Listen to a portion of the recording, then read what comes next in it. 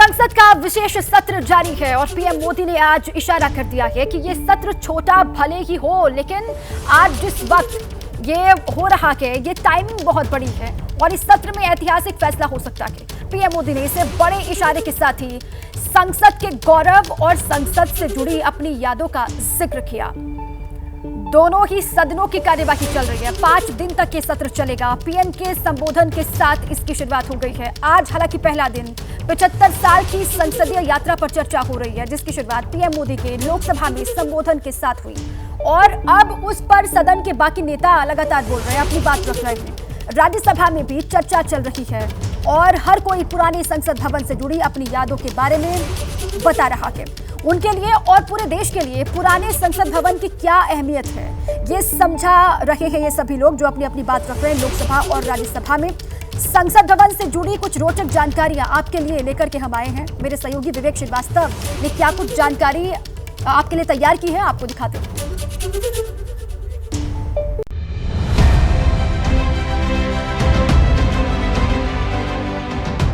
अब जबकि पुरानी संसद ऐतिहासिक इमारत बनने जा रही है और नई संसद में काम शुरू होने जा रहा है, तो ये वक्त है 100 साल पुरानी संसद के काम को याद करने का। पुरानी संसद ने आजादी के बाद लोकतंत्र की कहानियां जो संजोई है, उसे जान लेना भी जरूरी है।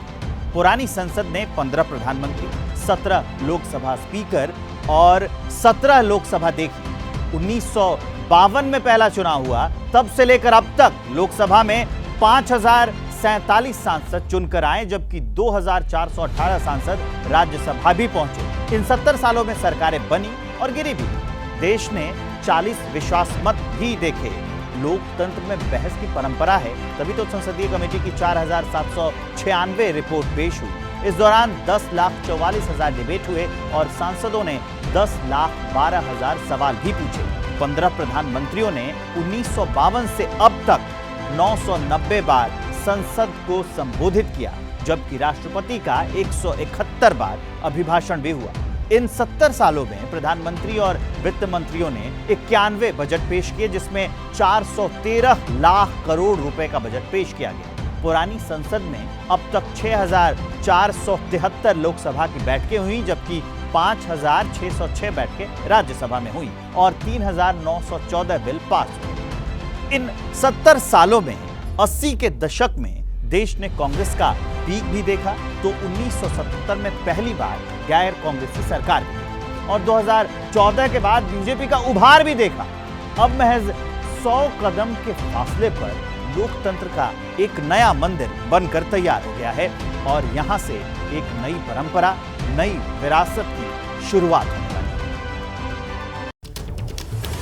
तो एक नई परंपरा, नई विरासत की शुरुआत होने वाली है, लेकिन पुरानी संसद से जुड़ी यादों को भुलाना संभव नहीं है और यही वजह है कि आज लोकसभा में जब विशेष सत्र की शुरुआत हुई तो उन्होंने संसद के गौरव, यानी कि पीएम मोदी ने संसद के गौरव, उससे जुड़ी यादों का, देश की उपलब्धियों का जिक्र किया। पुराना भवन भी, ये भवन भी आने वाली पीढ़ियों को हमेशा हमेशा प्रेरणा देता रहेगा। ये सदन से विदाई लेना एक बहुत ही भावुक पल है। चंद्रयान 3 की सफलता न सिर्फ पूरा भारत, पूरा देश अभिभूत है और इसमें भारत के सामर्थ्य का एक नया रूप जो आधुनिकता से जुड़ा है, वो देश और दुनिया पर एक नया प्रभाव पैदा करने वाला है। आज भारत विश्व मित्र के रूप में अपनी जगह बना पाया है। दुनिया भर के ये जो G20 के सदस्य हैं, P20 पार्लियामेंट के स्पीकर्स की एक समिट, जैसे आपने घोषणा की, सरकार का आपके इस प्रयासों को पूरा समर्थन रहेगा। भारत के लोकतंत्र की ताकत है, भारत के सामान्य मानवी की लोकतंत्र के प्रति श्रद्धा का प्रतिबिंब है कि रेलवे प्लेटफॉर्म पर गुजारा करने वाला एक गरीब परिवार का बच्चा पार्लियामेंट पहुंच गया था प्रारंभ में महिलाओं की सदस्य संख्या कम थी, लेकिन धीरे धीरे माताओं बहनों ने भी इस सदन की गरिमा को बढ़ाया है। समाज के हर वर्ग का प्रतिनिधि विविधताओं से भरा हुआ इस सदन में नजर आता है। तो पीएम मोदी ने जैसा कहा कि पुराना संसद भवन कई यादगार मौकों का, बड़े फैसलों का गवाह रहा है। मेरे सहयोगी विवेक श्रीवास्तव ऐसे ही 10 अहम मौकों के बारे में आपको बताने जा रहे हैं। देखिए।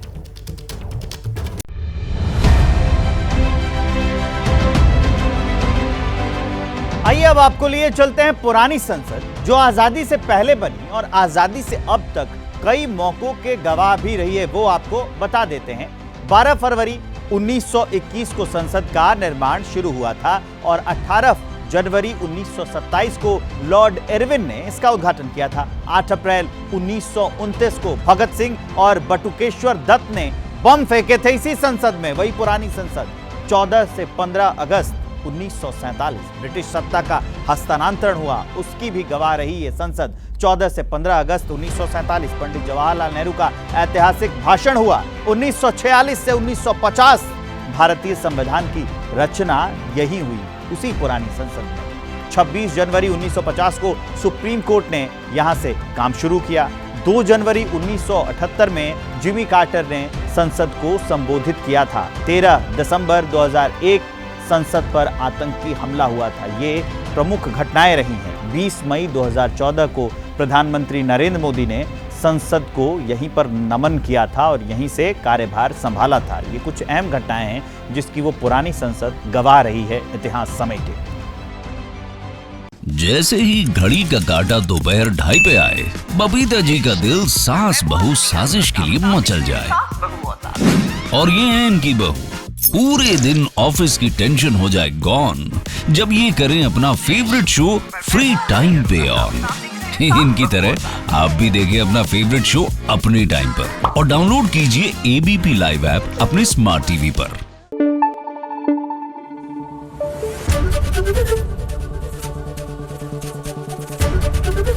एबीपी न्यूज आपको रखे आगे।